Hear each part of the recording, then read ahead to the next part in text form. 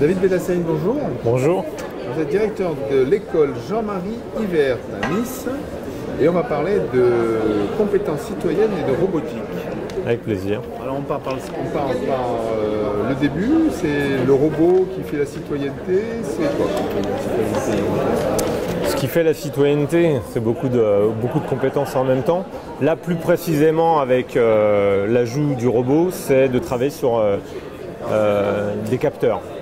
Des capteurs qui permettent au robot de se saisir d'informations sur son environnement et de les traiter. Le programmeur, lui, va utiliser ces données pour ensuite programmer son robot.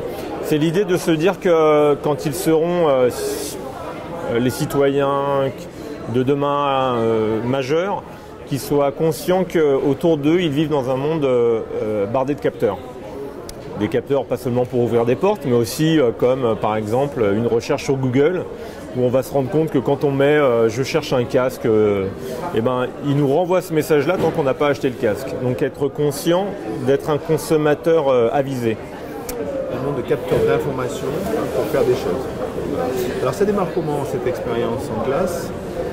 Alors initialement, parce que je n'ai pas reçu spécifiquement de formation, l'idée c'était de faire une sorte de club de robotique le midi pour me dépatouiller avec les élèves, en présence des élèves, alors bien sûr en anticipant, en préparant une sorte de séquence, des objectifs, mais finalement en ajustant au fur et à mesure pour qu'ensuite avec ces 6 élèves-là, on retourne en classe, en groupe classe, et que cette montée en compétences concerne toute la classe.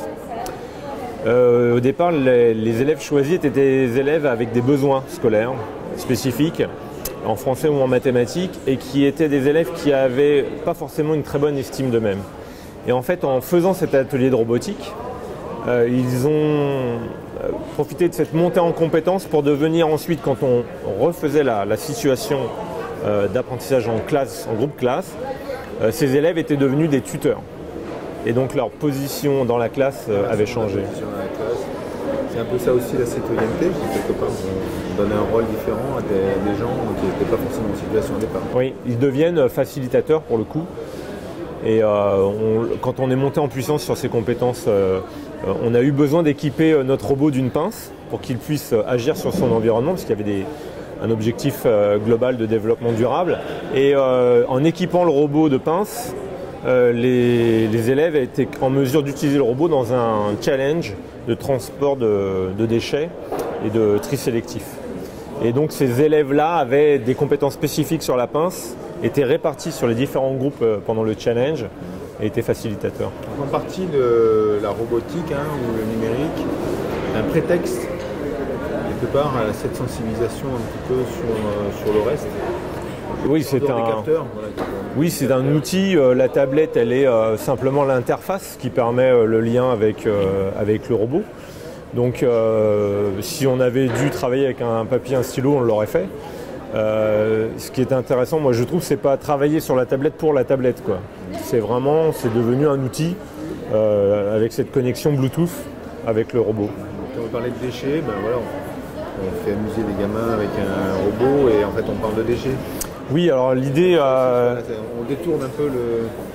Oui, parce que c'était pas juste travailler le robot pour le robot, quoi.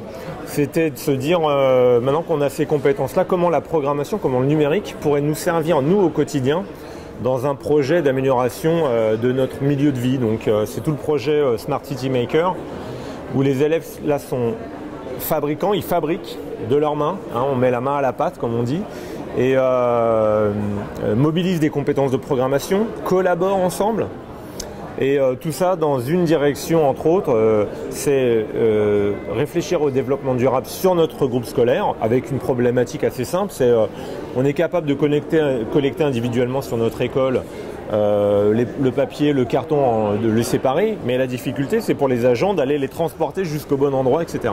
Donc c'était d'imaginer que la programmation, un robot, pourrait faciliter ce travail. Donc ça participe aussi, bien sûr, à cette citoyenneté numérique. Bien, bien, bien. Bon, donc en fait, sur mon papier, j'ai pas Smart City Maker, mais c'est plus ou moins le. Ouais, c'est le nœud du problème. C'est le concept, c'est ce qu'il y a derrière. Du système. La robotique, c'est le point de départ, mais derrière, il y avait l'intention de déboucher sur le Smart City Maker. Merci beaucoup. Merci.